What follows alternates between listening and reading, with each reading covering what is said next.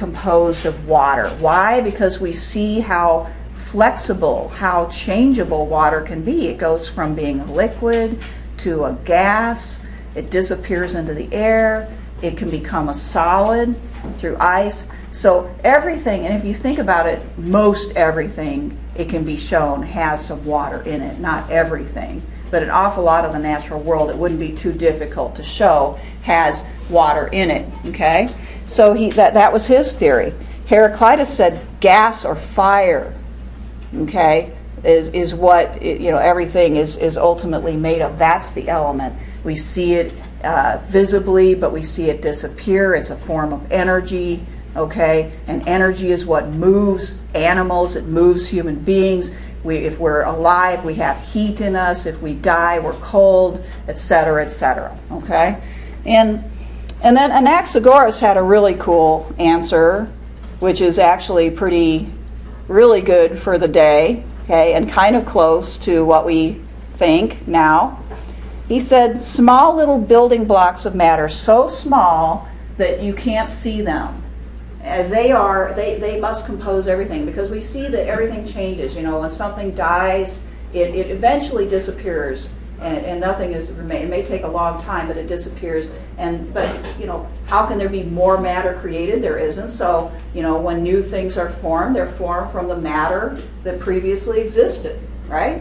And if a tree falls in the forest, it rots, it disappears. Other trees grow up in that soil. Okay, they got to have the same molecules in them. They have to have the same building blocks. Okay, and so we can't see them, but they're there, and that's what's underlying all of this change.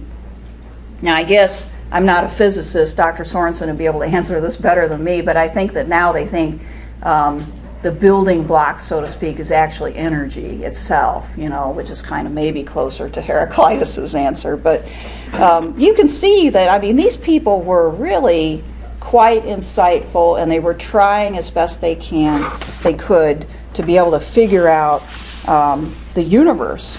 All right, but as time went by, the Greeks got exposed to people from other places, okay, because their technology got better, their ships, were capable of carrying them longer distances. They developed weaponry so that they could fend off enemies, or try to, and they developed an interest in trade because of their ability to go places, all right? And the farther out they went, they met, people, nasty people that didn't like them too much, that they ended up fighting wars with, like the Persians or, the Egyptians and, people like that. But at the same time, they would try to find opportunities to also do business with some of these people, okay?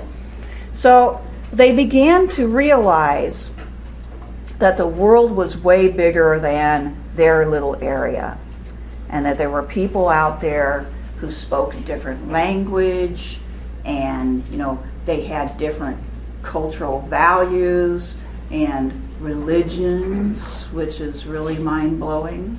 Okay, if all you've ever known is your own religion, and then you suddenly find out there's this whole quite advanced civilization out there that has different religions, you got to figure out what to do with that.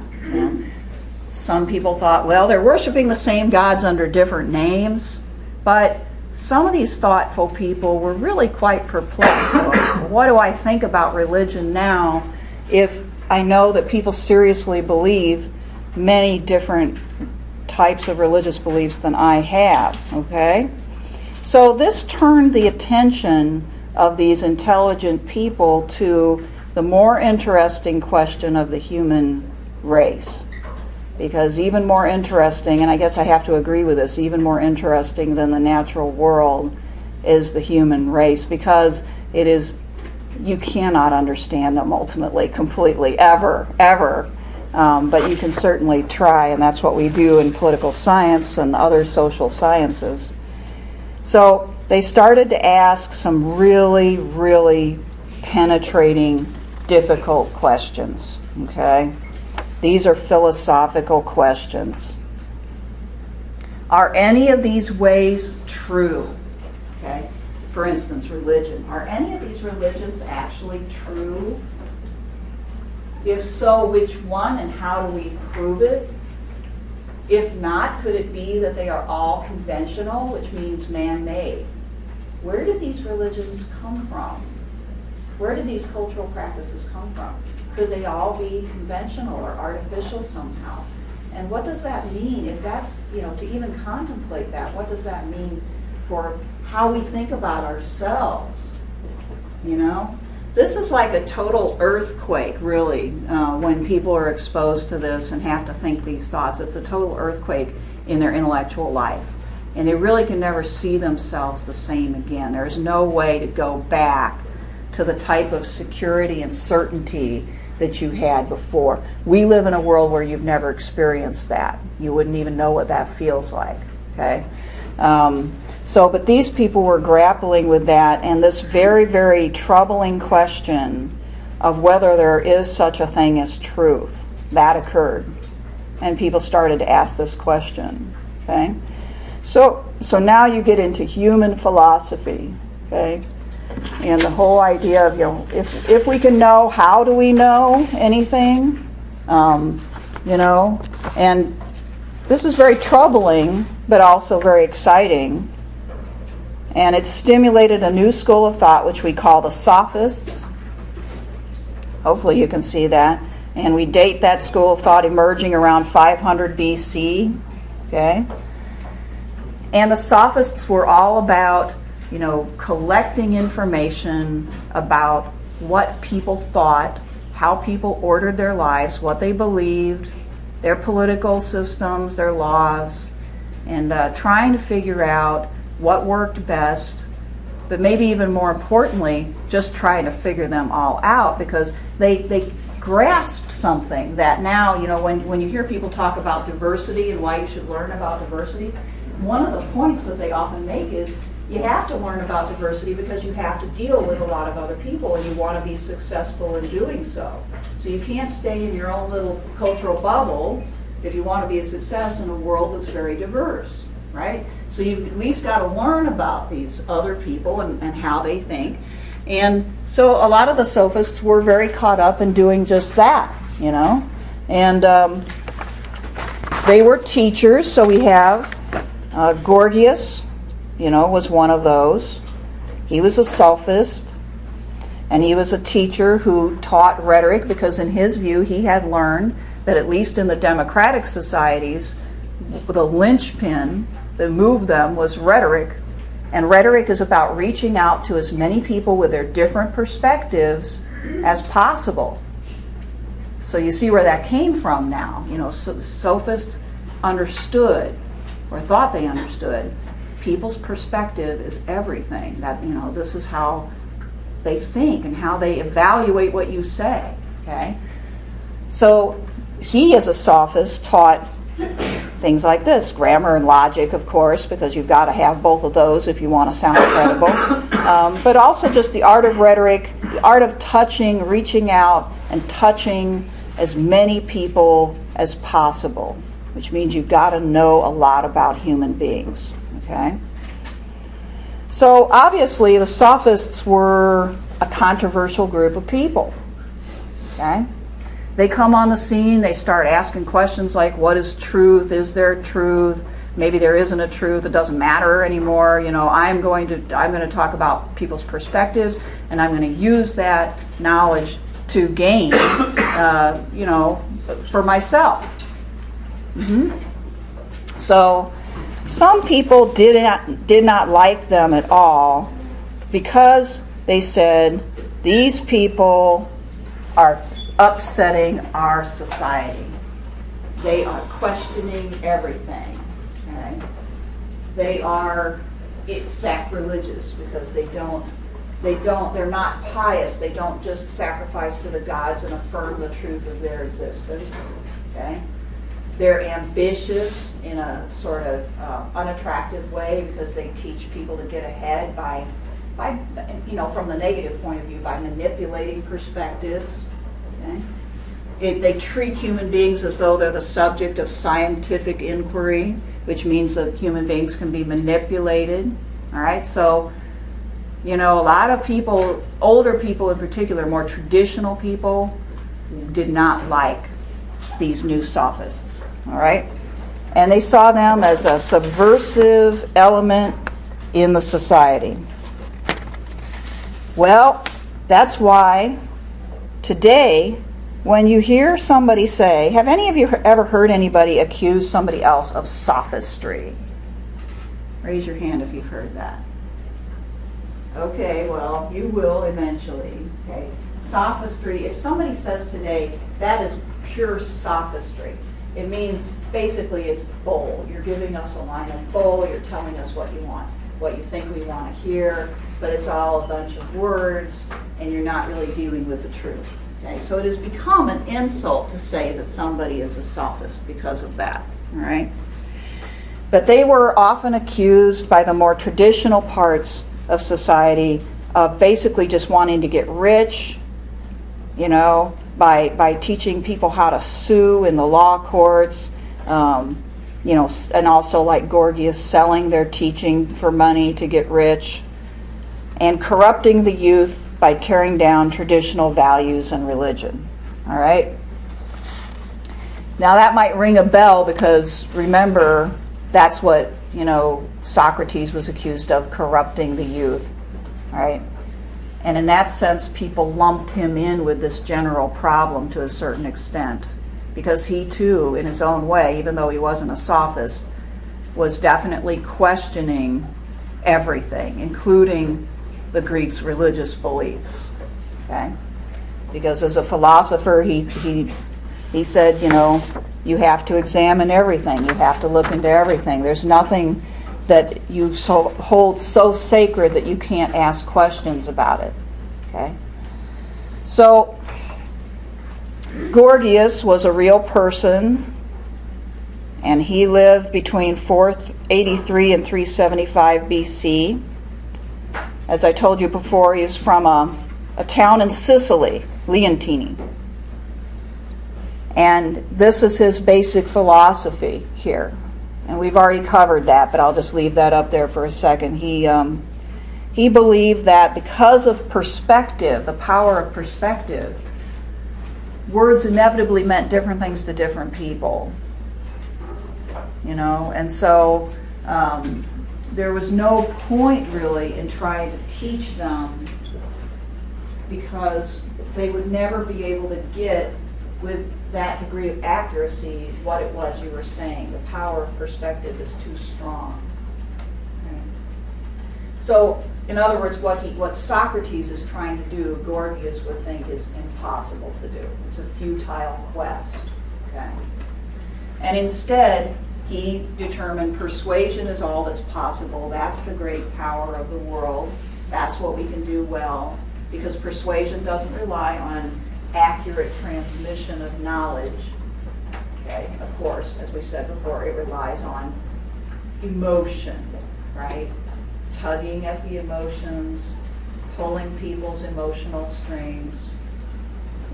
So that's what's possible, and that's what he focused his teachings on. All right? So that's Gorgias. So that's something to know, that Socrates is taking on a real life human being who had his own philosophy and his own ideas.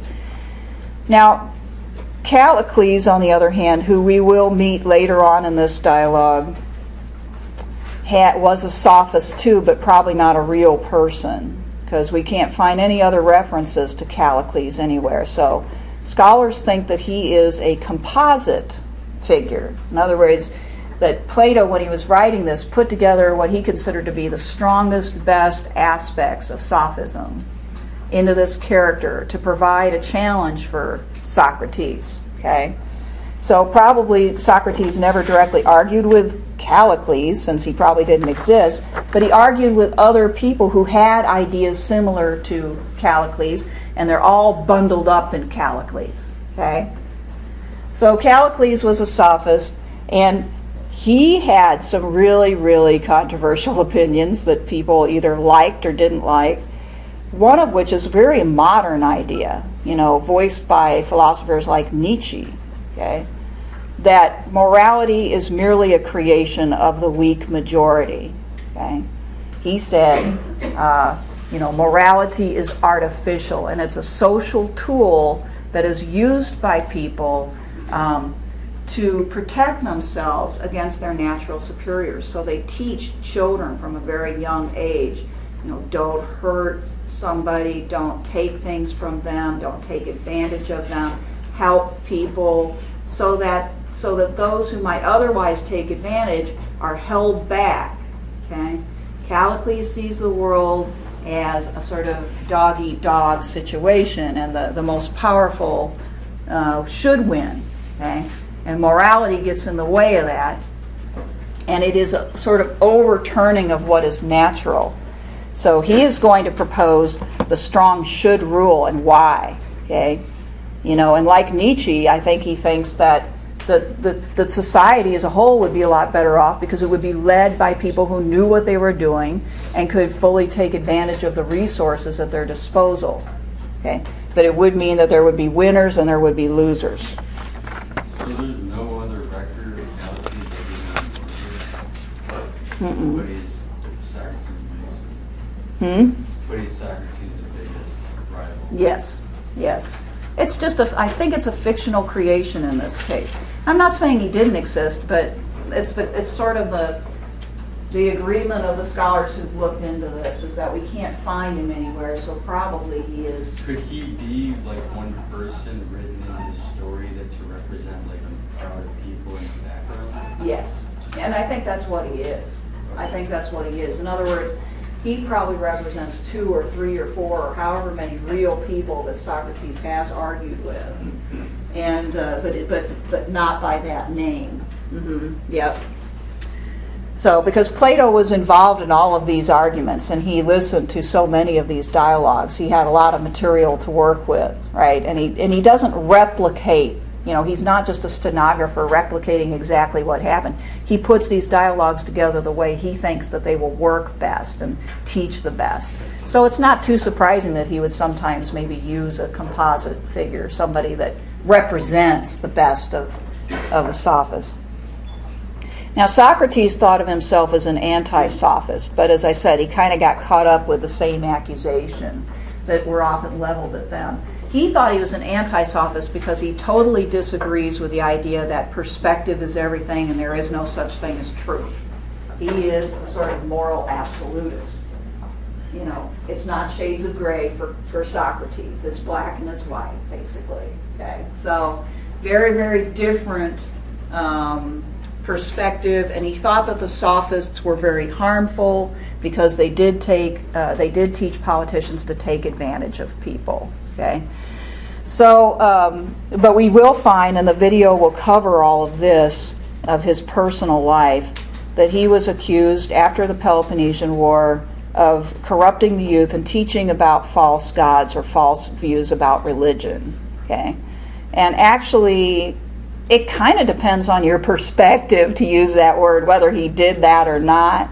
I don't think it's right to kill somebody for that at all. I think that's a great thing about our society, is that we've decided to tolerate almost all points of view. But from a certain perspective, any philosopher corrupts the youth because they get them to think beyond the traditional framework that their parents gave them. Certainly Socrates did do that, especially when talking about the gods, which he did, frequently question whether the Greek pantheon was really real, whether people should really learn about that, because it seemed like, if you emulated the Greek gods, that you'd be bedding your neighbor's wife and you'd be killing people left and right and starting wars, and it really wasn't really that great. They weren't great role models, let's say. Okay. And he asked, well, what is a god if not sort of the paragon of goodness? If we have higher standards than our gods, are they gods or are we mistaken? And so he sort of edged towards this idea of maybe one God creator, okay, which was something different than what they had thought of. And then, corrupting the youth, from a certain perspective, really. But as the video will point out, probably the reason that this happened to him is out of resentment for a lifetime of criticizing the Athenian system. Okay. So just some facts. We have Socrates' dates there. As far as we know, no known writings of his own. And in fact, he kind of had a principle that the only good form of communication was face-to-face and dialogue. And then we have Plato, who decided, he was a student of Socrates, and he decided that these ideas needed to be written down, that they needed to survive in this form. And so, he did do that. The early dialogues seemed to be more about just being faithful to Socrates, and the latter dialogues introduce maybe more of Plato's perspective, but actually nobody knows for sure how to disentangle the two. Okay? So sometimes students ask me, well, what does Plato think as opposed to Socrates? Well, it's really, really hard to know in a dialogue like this. So, I don't know if I could answer that question. But Plato founded the academy also, which was the first sort of university-style situation there in Greece, where people could come to a particular place and they could learn not only Socratic philosophy, but the natural sciences and mathematics and all sorts of things. And so that was the beginning of a new way of teaching people and sort of institutionalizing it, that transformed and evolved over time into a university system. So, all right. So Thales, for instance, said, well, everything is ultimately